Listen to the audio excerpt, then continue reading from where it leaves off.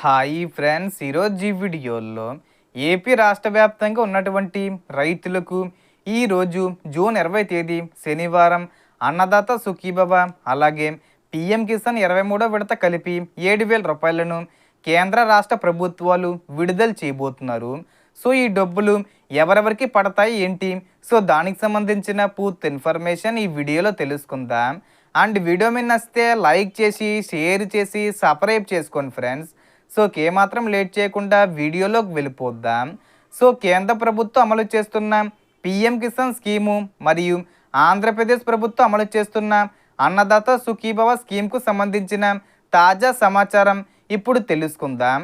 ప్రస్తుతం అందుబాటులో ఉన్న సమాచారం ప్రకారం ఈరోజు జూన్ 20న పిఎం కిసాన్ 23వ విడత నిధులు మరియు అన్నదాత సుఖీభవ 4వ విడత అంటే ఈ సంవత్సరంలో మొదటి విడత 5,000 రూపాయల నిధులు ఒకేసారి విడుదలయ్యే అవకాశం ఉందని సమాచారం వెలువడుతుంది.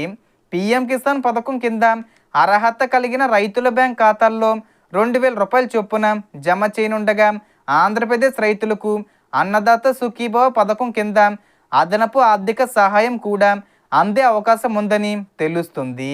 పిఎం కిసాన్ పథకం ద్వారా కేంద్ర ప్రభుత్వం ప్రతి సంవత్సరం 3 విడతలుగా మొత్తం 6,000 రూపాయల ఆర్థిక సహాయాన్ని రైతులకు అందిస్తుంది.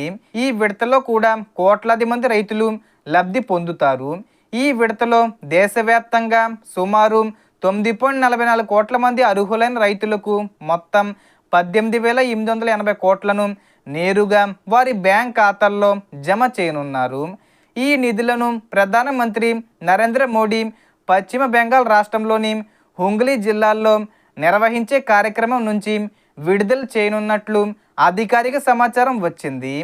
అలాగే ఆంధ్రప్రదేశ్ ప్రభుత్వం రైతులకు అదనపు మద్దతుగా అన్నదాత సుఖీభవ పథకం ద్వారా ఆర్థిక సహాయం అందిస్తుంది. అయితే ఈ 2 పథకాల నిధులు రైతుల బ్యాంక్ ఖాతాల్లో జమ కావాలంటే ఈకేవీసీ పూర్తి చేసి ఉండడం తప్పనిసరి అని అధికారులు సూచిస్తున్నారు. డైరెక్ట్ బెనిఫిట్ ట్రాన్స్ఫర్ విధానంలో నిధులు నేరుగా బ్యాంక్ ఖాతాల్లో జమ అవుతాయి. కాబట్టి రైతులు ఈకేవీసీ, ఆధార్ లింకింగు మరియు బ్యాంక్ అకౌంట్ వివరాలను ఒకసారి సరి చూసుకోవడం మంచిది. అలాగే పిఎం కిసాన్ స్టేటస్ను చెక్ చేసి ఎలిజిబుల్ అని చూపిస్తుందో లేదో నిర్ధారించుకోవాలి.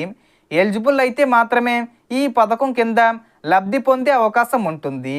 ప్రస్తుతం వస్తున్న సమాచారం ప్రకారం ఈరోజు జూన్ 20న ఈ 2 పథకాల నిధులు ఒకేసారి విడుదలయ్యే అవకాశాలు కనిపిస్తున్నాయి. కేంద్ర ప్రభుత్వం మనకు అధికారిక నోటిఫికేషన్ అయితే విడుదల చేసింది.